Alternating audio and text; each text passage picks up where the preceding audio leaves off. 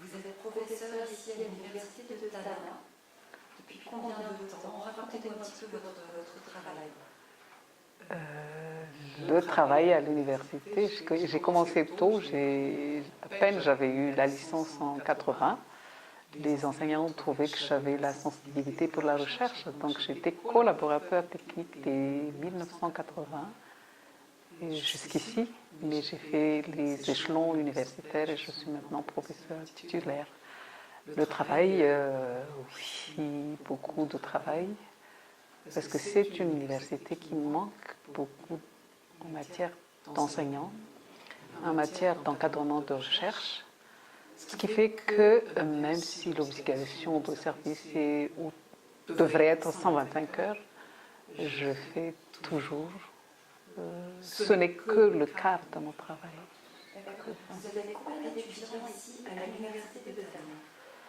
L'université de Tallinn, c'est la plus grande université de l'île que, à vous dire un chiffre exact pour le moment, mais je parlerai plus de l'ensemble, parce que je circule dans les universités, et le Tallinn ferait facilement encore plus que les 5 autres universités. En chiffres réels, je pense qu'on est au-delà de 10 000 étudiants, mais on peut voir les chiffres. Ça, je voudrais que vous coupez parce qu'il faut que... Moi, je m'attendais à ce que vous me parliez plutôt d'ici. Ou même 12 000. 12 000 étudiants sur une année, on parle bien sur une année scolaire. Une année, là maintenant, les années se chevauchent à l'université de Tallinn. Vraiment, c'est un ensemble, un grand ensemble là, qui fonctionne vraiment comme plusieurs universités. Donc il y a ceux qui sont maintenant en fin de semestre, ceux qui commencent le semestre, ceux qui sont en milieu de semestre. Ah, d'accord, il y a plusieurs vitesses dans l'enseignement sur le début des cours. Voilà. En fonction aussi des grèves. Ah, alors, attendez, je vais recentrer un petit peu. Donc les grèves étudiants, c'est normalement, il y en a régulièrement? Je n'ai pas bien entendu. Alors, les grèves étudiantes, vous parlez un petit peu des grèves étudiantes, qu'est-ce que vous pouvez dire à ce sujet? Les grèves, pas seulement des étudiants, hein, la population universitaire, c'est-à-dire le corps enseignant, le personnel technique et administratif. Et les gens connaissent surtout tous les étudiants parce qu'ils sont spontanés, donc ça arrive plus souvent que les autres entités.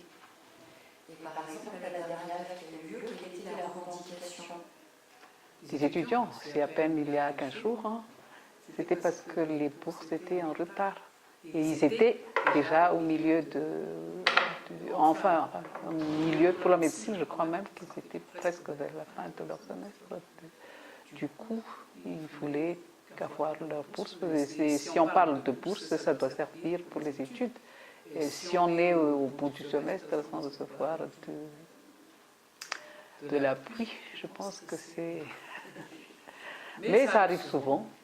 Par exemple, les enseignants, hein, l'année dernière, hein, c'est 1 an après qu'on a eu des heures complémentaires, comme on dit ici, alors que, comme je vous ai expliqué, moi, je fais 3 fois plus que ce que je dois faire. Donc, si en plus je ne le reçois qu'1 an après, des fois 6 mois, enfin... Là, l'éducation, c'est une vocation, sauf maintenant où, quand on n'a pas autre chose à faire, il y a des gens qui viennent enseigner, mais pas à l'université. Parce que le privé, maintenant, paie beaucoup plus cher. Et c'est un de nos problèmes, nous, les professeurs, d'avoir des jeunes qui tiennent le coup et qui vont nous relayer à l'université, parce qu'il y a mieux ailleurs. Et par rapport à nos profils, je crois qu'on est loin de s'aligner avec nos confrères et nos consoeurs des autres pays. Très, très loin. Par rapport aux étudiants, qu'est-ce que vous pensez en termes de pourcentage? Est-ce qu'il y a beaucoup d'étudiants ici qui bénéficient d'une bourse? maintenant que les bourses ont été gérées par l'organisation pédagogique, il y a quand même une amélioration, parce qu'avant c'était pour tout le monde. Mais maintenant c'est selon les facultés et on voit un petit peu, au niveau de la première année c'est impossible, mais après il y a un essai de voir les résultats par rapport aux étudiants, donc les absentéistes, on regarde ces cas-là, il y a un suivi, notamment pour les travaux dirigés. Mais pour le magistrat, c'est pour tout le monde, donc on ne peut pas vraiment dire. Mais évidemment, quand il y a des accumulations comme ça, pour éviter les problèmes sociaux, je pense que l'État donne des bourses pour tout le monde pour qu'il n'y ait pas... On ne peut pas suivre, parce que si on reçoit la bourse un mois après l'arrêt des cours, par exemple, on ne peut plus dire que vous êtes en salle. Donc il faut donner la bourse. Ici, la bourse n'est pas par rapport aux revenus des familles. C'est une bourse de fait quand on est étudiant. Non, non, si quand même, hein, il y a des pourcentages qu'on reçoit. Soit on reçoit le plein, la moitié, le quart, etc., selon les revenus. Mais c'est après pour la gestion de ce qu'on reçoit, quoi. Parce qu'on peut recevoir en partie si vous êtes défaillant. Normal. C'est-à-dire que pour une raison ou pour une autre, parce que beaucoup d'étudiants travaillent aussi, ils n'arrivent pas au cours régulièrement. Et si jamais dans les règlements, on a par exemple chez nous en communication 3 absences devraient être sanctionnées, normalement ça devrait être la coupure de la bourse. La bourse, c'est quelque chose qui est versé mensuellement ou en une fois. Il y a ce qu'on appelle l'équipement qui devrait permettre aux étudiants d'acheter ce qu'il leur faut pour entamer une année universitaire, puis après mensuellement sur 9 mois. Parce que c'est 9 mois, les 25 semaines de l'université. Mais comme ça n'arrive pas au début, pour chaque faculté ou même pour tout le monde, il faut attendre la loi de finances, la mise en place de du budget annuel qui généralement attend l'Assemblée en premier trimestre. Et il y a des cours qui commencent en décembre, vous voyez le décalage, et ça crée toujours des problèmes.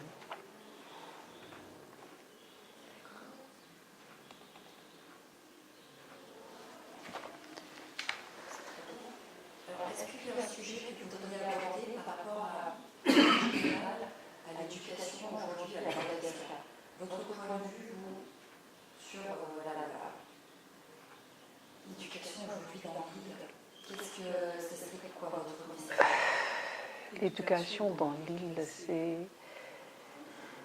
c'est beaucoup, c'est vraiment quelque chose qui fait, moi en tant qu'enseignante, en tant que chercheur, en tant que citoyenne, en tant que mère, en tant que grand-mère, quelque chose qui me fait mal. Pourquoi? Parce que je ne vois pas vraiment ce qui me rendrait sereine dans l'avenir de l'éducation. Il y a trop de problèmes et je pense que la façon de cerner ces problèmes mérite vraiment un regard d'ensemble, un regard systémique. Par exemple, entre le supérieur et le scolaire, pourquoi pas le préscolaire? Mais il y a des coupures, il y a des incohérences et je ne sais pas si c'est le lot des pays sous-développés, parce qu'il y a un projet qui donne de l'argent, ça marche peut-être ailleurs, mais ce n'est pas une priorité ici. On accepte le projet et on va dans ce sens. Donc même du point de vue approche didactique, on change sans avoir trouvé le résultat. Tout cela pose des problèmes que même s'il y a des bonnes volontés qui arrivent, si on ne prend pas la peine de mettre ensemble les personnes ressources qui peuvent reprendre les discussions, les réflexions de l'ensemble, et pas seulement le niveau supérieur, le niveau primaire, le secondaire, le collège, mais voir l'ensemble. Il y a un pas qui devait être bon, mais tout de suite on a pris les acteurs directs. Et ça, je pense qu'on a trop de choses sur le cœur, que c'est devenu un rassemblement et non pas une concertation de diversité, de réflexion, etc. C'est-à-dire qu'il y a effectivement un pas qui a été fait pour globaliser un petit peu l'effort éducatif, depuis le début jusqu'à la fin du cycle universitaire. Le système éducatif malgache, il y a eu un rassemblement justement de presque 3000 personnes. Je pense qu'il faut faire des petits groupes pour commencer, mais des petits groupes qui regroupent les différents, enfin, la diversité du système éducatif, autant en compétences, en travailleurs, enfin, et aussi en acteurs, parents, éducateurs, médias, pourquoi pas, les décideurs, parlementaires et tout ça. Mais qu'on soit en petit groupe pour réfléchir sur ce qu'on peut faire et après voir comment on fait. Parce que ce grand rassemblement, ben, tout le monde a dit, ça a été plutôt la consécration de l'idée de ceux qui sont en place actuellement. Mais si c'est la bonne solution, tant mieux. Mais si on a d'autres idées qu'on aurait dû conjuguer avec ces idées-là, on n'a pas eu l'occasion de vraiment d'en discuter. Donc je trouve que le débat, un débat à la source d'abord, qui arriverait vers un débat national pour voir vraiment comment on va résorber toute, c'est pas seulement la crise actuelle, mais toute une crise éducative, je dirais, à partir de la colonisation, la période post-coloniale. On essayait en 72 de mettre quelque chose là-dessus, parce que 72 est parti justement de malaise au sein du système éducatif, mais il y a eu la malgacisation mal interprétée, mal comprise, et tout le monde est parti sur un autre système qui mettait en valeur les langues, mais pas seulement les langues, ces langues, ces cultures, enfin, l'homme malgache face à son milieu, quelle éducation faut-il? La question est là, et ne pas seulement miser que ça marche, ça marchait ailleurs, qu'on devrait le faire ici, le transfert de technologies. Ici, c'est le transfert de vision de l'éducation, ne peut pas marcher pour le développement d'un pays. Aujourd'hui, les études ici à l'Université de Tana sont réalisées en quelle langue? Les cours? C'est une université francophone. Seulement, tout le monde est conscient, et d'ailleurs, ce n'est pas seulement de la conscience citoyenne, c'est la conscience de l'existant en matière de compétences de nos étudiants. On ne peut pas être francophone parce que l'étudiant, le bachelier qui nous arrive, ne maîtrise ni le malgache, ni le français, ni l'anglais pour pouvoir travailler. Sauf ceux qui sont dans les écoles françaises. Donc on mélange le mélange des langues, et ça c'est pas bon. Moi, en tant qu'enseignante, je trouve que c'est désolant. C'est un outil provisoire, et ça devrait être vraiment provisoire, et ça doit diminuer dans le temps. Si on fait l'effort nécessaire, on devrait avoir des étudiants multilingues et non pas des étudiants qui parlent un mélange, quel que soit le mélange d'ailleurs. D'accord, aujourd'hui, effectivement, la langue utilisée par les étudiants, c'est un peu un mélange du français, du malgache. Maintenant, c'est l'anglais aussi, maintenant rentre, hein, l'anglais rentre parce que bon, c'est peut-être pas dans les cours, mais il y a aussi des cours, hein, et puis nous ne sommes pas les seuls, mais pour faire un peu l'équilibre, je ne sais pas, on aime bien, c'est devenu permettre un peu d'anglais aussi, mais avec le mélange. Et il y a même dernièrement un atelier, hein, sur l'enseignement des matières techniques. au niveau du lycée, des lycées. Et on parle de l'utilisation, la normalisation de l'utilisation de cette interlangue. Parce qu'en fait, ce n'est pas une langue, c'est une interlangue. Enfin, c'est un langage. Et donc, on peut l'utiliser comme phénomène compensatoire, mais je ne pense pas qu'on devrait en faire vraiment un objet de notre travail pour que cette interlangue reste constante et que son évolution ne soit pas en évolution, en rapport inverse avec la maîtrise des langues. Je dis bien des langues qui ne sera pas bilinguisme, mais multilinguisme. Oui, donc aujourd'hui, effectivement, les gens utilisent un petit peu ce mélange-là. Est-ce que les professeurs l'utilisent également? Donc, c'est ça? Oui, ce sont les profs. Ce sont les profs depuis le secondaire. Qui utilisent cette interlangue. Oui, cette Je vais interlangue. juste retirer l'image, s'il vous plaît.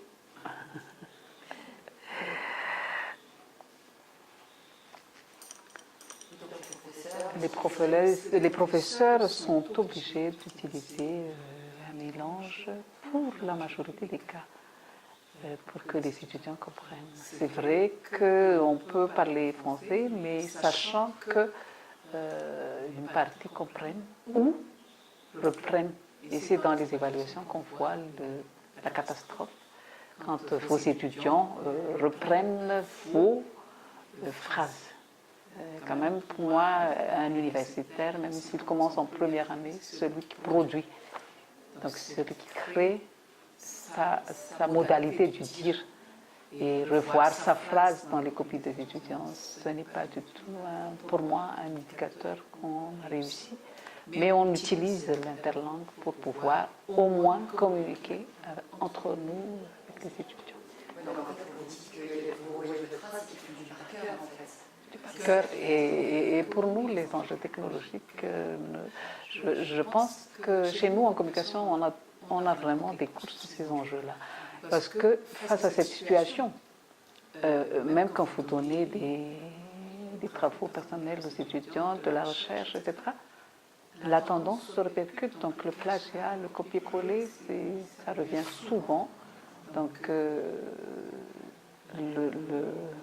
le para-universitaire et l'universitaire, il faut absolument et prioritairement penser à cette maîtrise des langues au sein des universités. Et je pense que ce qu'on a décidé pour le LMD devrait aller dans ce sens, parce qu'on a remis les langues dans toutes les formations. Sauf que moi particulièrement, j'aurais voulu qu'on mette aussi le malgache, plutôt en sortie qu'en première année. Parce qu'en polytechnique, si nos étudiants ne peuvent pas échanger vraiment du contenu de la technicité avec les gens, on n'aura jamais le savoir local qu'ils peuvent transformer par leur recherche en produits innovatifs pour Madagascar. Donc on sera toujours des consommateurs. C'est pour ça que je dis l'avenir, c'est vous. Ça dépend aussi des langues. Là. Effectivement, la langue malgache, c'est vraiment le lien avec le savoir-faire. Ça va, voilà. Qui vont faire le lien du coup avec ensuite des érudits, formés à l'université et à polytechnique, qui vont prendre les rênes du pays par la suite. Par la suite. Et c'est dommage parce que si on a introduit les langues, c'est le français et l'anglais. On trouve que le malgache, enfin, on n'a pas conscience que le malgache a un autre rôle que celui du quotidien. Est-ce qu'il serait possible de reformuler cette phrase un peu plus courante en disant, oui, je suis sûre parce que sinon, pour moi, c'est très important. Effectivement, de montrer l'importance du malgache, de la langue malgache, pour la suite, justement. Donc, alors, l'université, ça y est, je peux. Excusez-moi. C'est pas facile. Voilà, je vous écoute. La langue malgache et l'université. Je pense que l'université devrait mettre beaucoup plus la langue nationale dans sa place et son rôle par rapport au développement. Développement pas seulement de la personne du malgache, mais aussi le développement du savoir, de la science malgache.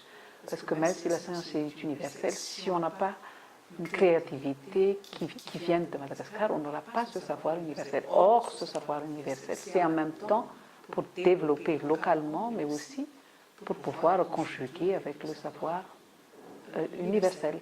Et la langue malgache, pour le moment, elle n'est pas du tout la langue de la science à l'université. Dans les universités malgaches, étant donné que j'interviens aussi dans d'autres universités. Ok, super. Alors, est-ce qu'on a le temps maintenant d'aborder un petit peu vos étudiants? Qu'est-ce que vous aurez à dire sur vos étudiants? Qu'est-ce que vous pensez aujourd'hui? Quel est votre regard sur les étudiants malgaches que vous recevez? J'imagine qu'ils sont très diversifiés, avec des profils très différents. Mais qu'est-ce qui vous touche? Est-ce qu'il y a quelque chose que vous trouvez de... Quel avenir aussi vous voyez pour eux? Je pense, si en termes d'évaluateurs, moi je dirais, pourrait mieux faire. C'est-à-dire qu'on a des potentialités, mais il y a un environnement culturel qui gêne. Pas seulement l'environnement de la pauvreté, qui n'est pas seulement une pauvreté physique, logistique, mais une pauvreté qui se ressent dans l'environnement culturel d'un étudiant. Par exemple, la consommation, l'hyperconsommation de produits banalisés dans les médias. Pas de documentaires locaux, parce qu'on est pauvre, on ne peut pas produire. Pas de possibilité de véritable enrichissement par le culturel. Mais d'autre part, je dirais aussi que les effets de la technologie se font. Donc les étudiants restent sur leur iPhone, ceux qui en ont, et la baisse du coût de ces téléphones ne sont pas pour aider l'éducateur. Donc Facebook qui arrive à un prix réduit, alors là, vous voyez, alors qu'on a quand même une potentialité assez évidente, parce que ceux qui arrivent, moi je vous le dis, j'ai des visioconférences avec la France, en Montréal, on n'a pas de difficulté, mes étudiants qui ont des bourses arrivent à être dans le lot de leur promotion à l'extérieur. Mais seulement, on a de moins en moins de ces étudiants dans le groupe dans la promotion. Pourquoi? Parce que c'est cet environnement qui devrait être assez lié au système éducatif. Le système éducatif ne peut pas rester dans les murs. C'est aussi question d'extramuros où les médias, la société civile, la société politique ont des rôles à avoir. Moi, je souris parce que c'est vrai que c'est très universel ce qu'il dit, parce qu'en France, on a exactement le même problème. Une espèce de pauvreté culturelle de la jeunesse qui ne s'intéresse plus à grand-chose, hormis les médias qu'on a à la télé. Médias, multimédia. Oui. Et du coup, là, pour l'avenir de vos étudiants, qu'est-ce que vous envisagez? Alors, ce qu'on envisage, on le fait carrément, c'est de mettre en lien l'académique avec la pratique. Pourquoi? Parce que voyant les réalités, s'ils ont la sensibilité nécessaire quand ils sont en communication, ils ne peuvent qu'agir. Et du coup, cette action demande un ressourcement qui en même temps est un ressourcement de la personne et un ressourcement par rapport au savoir. Mes étudiants me connaissent avec une phrase qu'ils se remettent dans tout ça, au niveau de ce qu'on fait par rapport au terrain. Quand je leur dis, on va à Madagascar. Parce qu'Ankara, ce n'est pas Madagascar. Madagascar, c'est là où on voit comment on vit, quelles sont les réalités. Et je vous dis, je réussis quand même à mettre un certain nombre de ces étudiants sur ces réalités au bout de 4-5 séances vraiment sur terrain. Mais cela coûte Et c'est le problème. Donc les étudiants en communication paient. Et je sais que des fois, ça fait mal de trouver un bon étudiant qui vous dit « je ne peux pas continuer un master, je n'ai pas de quoi payer ». Quand je dis bon étudiant, c'est celui qui pourrait justement apporter à partir de ça son contact terrain, quelque chose dans le système éducatif pour apporter de nouvelles visions de la communication, de l'information à Madagascar. Alors, est-ce qu'on peut faire un petit mot maintenant sur l'éducation primaire qui est théoriquement gratuite, et dans les faits, puisqu'on a l'association Kilonga que vous présidez, comment ça se fait en fait que Madagascar a besoin d'associations comme la nôtre à la télévision? Ah, excusez-moi, je peux pas poser. Oui, l'enseignement gratuit. La phrase est une phrase d'un texte, je crois, pour dire que c'est dans un texte. Mais dans les réalités, l'éducation se paie. Maintenant à Madagascar, sous une forme ou une autre. Pourquoi? Parce que quand on est parent et qu'on a encore la possibilité de le faire, on cherche à trouver mieux que ce qui est gratuit. Ça, c'est un cas. Alors, quand on n'a qu'un enseignant pour les 3 langues, malgache, français et anglais, on rajoute encore la philo, un enseignant pour mathématiques, physique, etc. Les parents cherchent à trouver mieux, donc ils paient des cours. À Madagascar, le phénomène des cours est vraiment déroutant. Et ça crée des problèmes parce que le bachelier a été formaté avec des cours pour qu'il puisse réussir pour sauver la famille. Un phénomène. Deuxième phénomène, l'État n'arrive pas à suivre toutes les écoles qu'on a érigées. Donc, démocratisation de l'enseignement veut-elle dire dénombrement des écoles alors que la logistique ne suit pas les personnes ressources. Alors du coup, le phénomène FRAM, ce sont des enseignants que les parents d'élèves paient avec ce qu'ils peuvent. Je vous dis, si on le fait en termes d'euros, ces enseignants reçoivent 10 € par mois. Et à la moisson de riz, on leur donne